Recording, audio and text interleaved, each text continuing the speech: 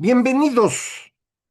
Esto es Fuera de la Caja. Yo soy Macario Esquetino y le agradezco mucho que me acompañe en esta revisión de lo ocurrido en la semana que terminó el domingo 7 de junio, el día en que se cumplieron 100 días del inicio de la guerra en Irán, que se iba a acabar bien rápido y no se acabó y estamos atorados. Todavía ayer domingo, ya sabe usted que yo grabo el lunes para usted, todavía ayer domingo hubo un intercambio de misiles entre Israel e Irán. eh, Estuvo curioso porque Irán atacó a Israel y Trump dijo, ahorita hablo con Netanyahu para que no responda. Pues no sé si habló con él o no, pero sí respondió. Ya luego dijeron que no, que ya le van a bajar y entonces el petróleo hizo su brinco tradicional, estaba en $94 el Brent, se fue a ciento y cachito y se regresó a 94 porque ya todo está tranquilo otra vez. Así nos la vamos a estar llevando. El tema es que van pasando los días, van 100 y esos 100 días no hemos tenido prácticamente movimiento de barcos a través del estrecho de Hormuz, o eso pensamos, la verdad es que no podemos saber con certeza, pero aparentemente es muy poquito lo que se mueve, o a lo mejor nada. Y esto implica pues un déficit considerable en la oferta de petróleo en el mundo. Los expertos estiman que más o menos están faltando 12 millones de barriles diarios. De los poco más de 100 que se consumen, 12 millones están atorados ahí, no pueden salir cada día, 12 millones. ¿Por qué esto no ha llevado el petróleo a $200 el barril? Porque los países más grandotes, el mayor productor de petróleo que es Estados Unidos, pudo incrementar su producción y está utilizando en parte sus reservas estratégicas. Y el mayor consumidor de petróleo del mundo, que es China, ha reducido sus importaciones de crudo en el orden de 6 millones de barriles al día. Suponemos que lo está cubriendo con sus reservas que eh, parecían inmensas. La verdad es que otra vez con China es muy difícil saber cifras correctas, pero se pensaba que tenían las reservas de petróleo crudo más grandes del mundo y las están utilizando. No sé cuánto tiempo les duren, porque no sé cuánto tenían, pero había la idea de que podían aguantar sin problema 3 meses. Pues sí, pues ya van 100 días. Entonces, vamos a ver más adelante cómo se ponen las cosas. Ojalá todo se vaya tranquilizando y los mercados empiecen a recuperarse, porque aun cuando empiece el flujo, va a tardar un rato, en que esto pues más o menos se normalice y podemos tener sustos en el tema económico y financiero, y ya sabe usted que México ahorita no está para esos sustos. Fuera de eso, sigue Ucrania dándole un llegue fuerte a Rusia, le bombardearon San Petersburgo, le bombardearon Moscú. Una gran diferencia entre Ucrania y Rusia es que Ucrania ataca instalaciones productivas, energéticas sobre todo, y Rusia ha estado bombardeando edificios de personas, un criminal Putin, pero se le está complicando mucho la vida a este señor. No sé si alcance a sobrevivir. Me refiero políticamente al interior de Rusia, porque han perdido muchísima gente, su economía no está funcionando y bueno, pues eso de que iba a ganar rápido después de 4 años y cacho, pues ya no vende, ¿no? Aquí en América Latina tuvimos elecciones en Perú el día de ayer. Al momento de grabar esto, no sabemos quién ganó porque todavía no terminan de contar. El margen está estrechísimo. De hecho, hace unos minutos, por primera vez el señor Sánchez quedó arriba de la señora Keiko Fujimori, que era la que traía ventaja desde el principio. Esto se explica por la cercanía de los votos a quien los está contando, a la acumulación pues de la información. En Lima, por ejemplo, la señora Keiko gana 2-1, pero fuera de ahí, y en particular en el sur de Perú, el señor Sánchez gana por mucho. Entonces, pues faltan todavía lugares de contar, varios de ellos en el sur, donde seguramente va a ganar Sánchez, pero también faltan los votos del exterior, en donde dicen Fujimori traería ventaja. todo hasta el final vamos a saber, y gane quien gane, gana con la mitad. El Congreso de Perú fue electo antes, no está en esta elección, y ninguno de los dos iba a tener forma de gobernar con facilidad. Pero si nada más tiene uno a la mitad del país a favor y a la mitad en contra, pues es todavía más difícil, ¿no? Perú lleva 10 años de un drama político serio, no han podido encontrar cómo salir de ahí, y esta elección muestra que son dos países muy diferentes. Vamos a ver cómo logran algo o si vamos a tener que tener otra elección en algún momento futuro. Pero pues esto no se resuelve a golpe de elecciones, si están mitad y mitad, pues creo que se va a necesitar algo más que eso y vamos a ver qué se les ocurre. Además de eso, el gobierno de Estados Unidos sigue presionando duramente a Cuba. Eh, Han puesto sanciones, ya sabe usted, a la gran empresa que administraba todo al interior de Cuba, que estaba en manos de los militares. Pero estas sanciones han ido creciendo y esto ha provocado que una gran cantidad de proveedores de servicios turísticos, muchos de ellos españoles, hayan decidido mejor retirarse antes de que las sanciones les toquen a ellos. De manera pues que económicamente Cuba está en una situación gravísima. No sabemos todavía cómo esto va a facilitar o complicar las negociaciones que quiere Estados Unidos, pero pues la presión continúa. Hoy mismo, hace también un ratito, el señor Marco Rubio anunció que en Nicaragua la situación también es muy grave y que los señores Ortega y Murillo pues son unos criminales y por lo tanto 100 funcionarios de Nicaragua pierden la visa. Ya sabe usted que es una de las herramientas con las que han estado presionando. Vamos a ver también ahí qué más pasa.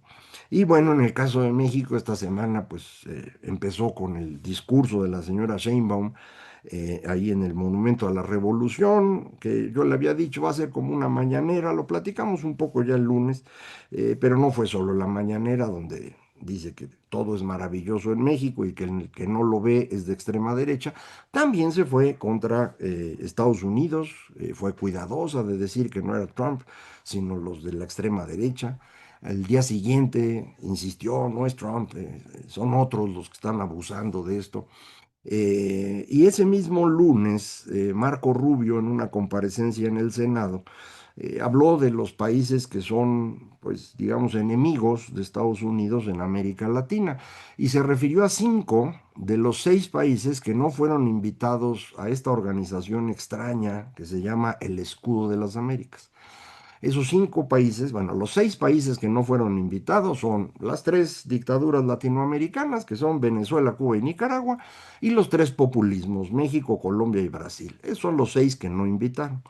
En su comparecencia, Marco Rubio mencionó a 5 de los 6, no mencionó a México. Y esto, pues, me pareció un guiño al gobierno mexicano de decir, mira, yo sé que tenemos broncas, pero podemos encontrar alguna salida, ¿no? El miércoles, el señor Marquín Mullen, el secretario de Homeland Security, que es el que vino apenas acá y que Jorge Fernández nos decía, le llevó a la señora las listas de 4 gobernadores con funcionarios en cada uno de los estados que pues también van a ser solicitados como extradición. Y mencionaba Jorge estos 4 gobernadores, Américo Villarreal de Tamaulipas, Alfonso Durazo de Sonora, Marina del Pilar de Baja California y el señor Bedoya de Michoacán. El señor Marco Molin también tuvo una comparecencia en el Senado y dijo, el gobierno mexicano está cooperando de maravilla. ¿Qué diferencia contra el gobierno anterior? Eso fue el miércoles. Un rato después de eso, algunas horas después, nos enteramos de una carta enviada por el señor López Obrador al señor Trump. Una carta a su estilo, ¿no? Donde hace unas mezcolanzas espantosas de ideas que él tiene de la historia, de eventos que nunca ocurrieron, como por ejemplo cuando él le dijo a Trump que no hiciera esto y que le hicieron caso. Hombre, Trump nunca le hizo caso. ¿Se acuerda usted cómo ocurrieron las cosas con López Obrador? Cuando incluso fue allá y pues ahí estaba sentado en una sillita escondido porque no es lo suyo eso. Pero en esta carta pues dice que regrese el Trump de la primera vez porque ese era bien buena onda.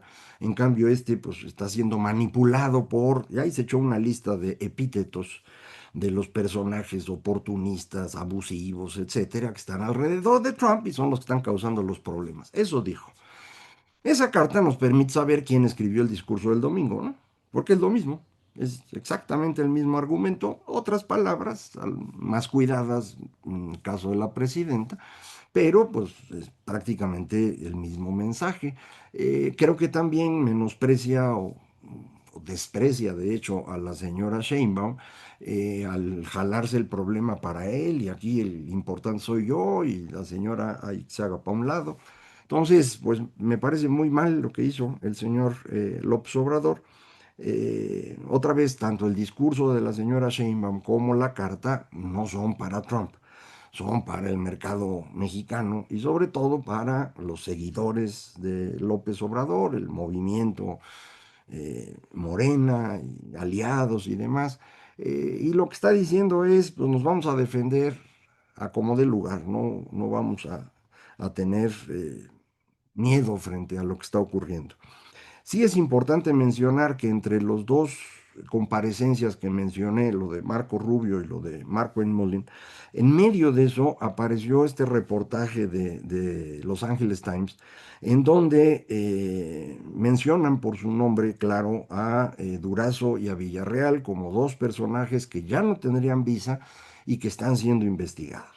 Incluso el reportero, perdón, no me acuerdo del nombre ahorita, el reportero de LA Times que escribió la nota, dice que los dos señores, Durazo y Villarreal, han ido a Estados Unidos, pero no con visa, sino con un permiso especial que da el gobierno estadounidense a aquellos que están colaborando con la justicia de ese país.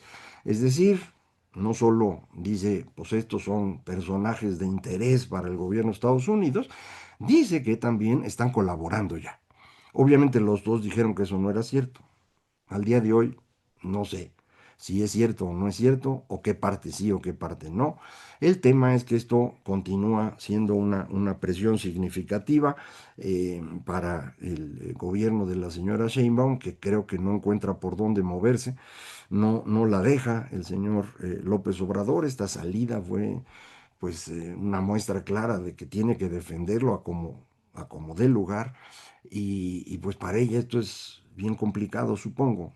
Eh, es muy probable que ella también esté tratando de evitar que esto avance porque tarde o temprano quedará claro que el financiamiento ilegal que usó Morena haya venido del huachicol, de un grupo criminal o del mismo dinero público, pero fue ilegal. Eso también le ayudó a ella en su campaña, en la interna y en la constitucional. Entonces, pues, su mismo puesto está en riesgo, el de la señora, y también lo tiene que cuidar. Podría salvar eso entregando a los demás, pero entonces se le va a romper Morena y no va a sobrevivir. Todo está bien complicado, ¿no? De por sí, Morena se está dificultando el futuro mucho.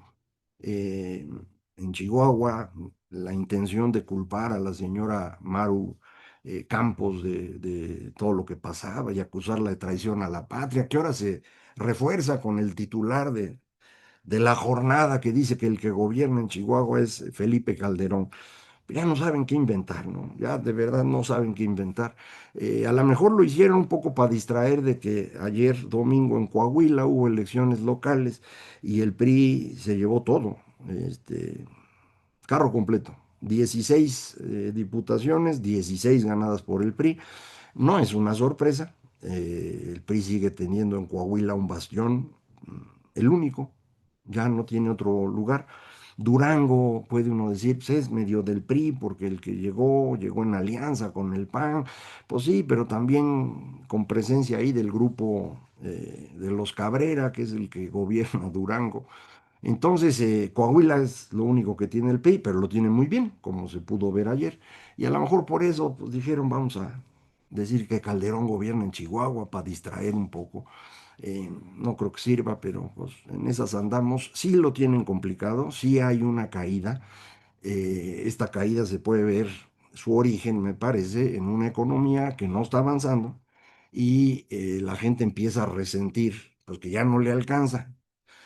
Ciertamente tienen más dinero que antes, en parte por los aumentos al salario mínimo, en parte por el dinero que se reparte en becas y pensiones, y estaban muy contentos con ese dinero. En 2024, pues esa felicidad los llevó a las urnas y le dio el triunfo a Sheinbaum. Pero de allá para acá, esa felicidad se ha ido evaporando conforme el dinero alcanza menos. Y eso lo podemos medir con la confianza del consumidor, que viene cayendo. Y el lado de la parte productiva lo podemos ver con la confianza de los empresarios, que también viene cayendo. Y en consecuencia, con una economía que no avanza, pues la gente se va desesperando y empiezan a pensarle más si van a votar por Morena o no. Y va a depender mucho de a quién tengan enfrente. En lugares en donde haya candidatos sólidos, con partidos que más o menos funcionen, pues Morena puede perder. Pero hay muchos lugares en donde la oposición está borrada y entonces pues ahí puede volver a ganar Morena. No lo sabemos con certeza. Vamos a ir sabiendo poco a poco en los próximos meses cómo se van acomodando estas cosas, pero de entrada sí está Morena en una situación compleja para el futuro de un año, ¿no? No sé si esto se vaya a mover distinto, pero en el lado económico honestamente no veo cómo podría cambiar. Tenemos datos ya de mayo, por ejemplo, de la industria automotriz. Hubo crecimiento en ventas de autos, pero hubo una caída en producción de autos. Es decir, lo que está ocurriendo es que estamos comprando cada vez más autos que vienen importados y nuestras exportaciones no están creciendo al mismo ritmo, de hecho se han ido contrayendo en algunos meses. Entonces esto pues, dificulta el funcionamiento de una industria que ha sido determinante en los últimos 30 años. Es la columna vertebral de lo que se logró alrededor del NAFTA. En esta industria tenemos problemas en Estados Unidos por los aranceles de Trump y tenemos problemas en la importación porque China está vendiendo a como dé lugar. China trae un problema económico muy importante desde que estalló la burbuja inmobiliaria en octubre del 21 y prácticamente no puede crecer. Pero si dejan de crecer y la gente pierde el empleo, el Partido Comunista Chino se las va a ver bien difíciles. Entonces, pues están haciendo lo que sea para que parezca que hay crecimiento. Y entre ese lo que sea, están exportando autos. Por ejemplo, ahora en mayo, la venta de autos internos en China cayó 22%, pero la venta de autos chinos en México creció 22%. Son dos bases totalmente distintas, ¿eh? Aquí bien poquito y China, ahora en mayo vendieron 1,5 millones de autos. Aquí en México en total se vendieron 127,000. O sea, son dos cosas, ¿no? Es un país muy grande. Pero aún así, ese mismo asunto están intentando en todas partes los chinos, vender en Brasil, vender en México, vender donde sea.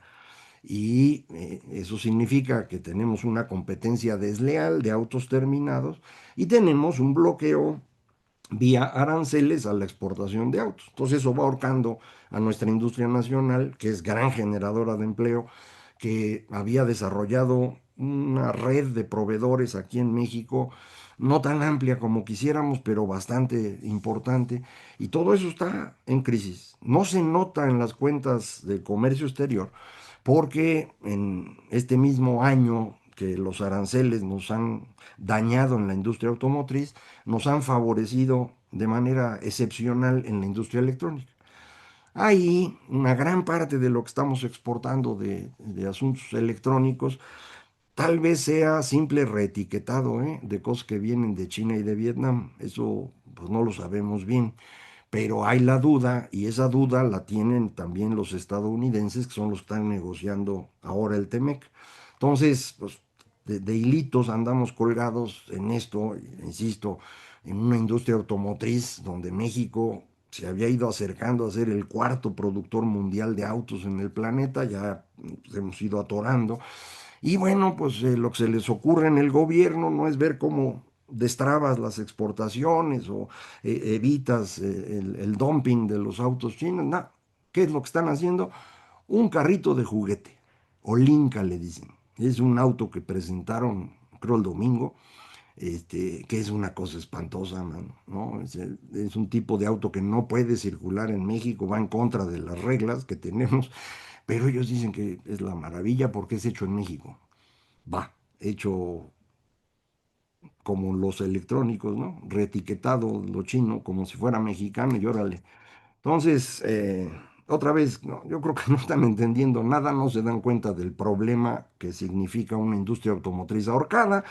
Lo quieren resolver con un carrito que todo el mundo les aplauda, porque pues ya sabe usted, tienen sus aplaudidores, pero otra vez se les está complicando y los aplaudidores van a ser cada vez menos, les van a salir más caros y la gente se va a enojar y si en la elección del próximo año se la quieren robar, pues entonces vamos a tener conflictos postelectorales como los que tuvimos en los 80 que tarde o temprano derrumbaron a un régimen que era significativamente más competente que lo que tenemos hoy. Y aún así se fue abajo. Entonces, seguiremos platicando. Muchísimas gracias. Esto fue Fuera de la Caja.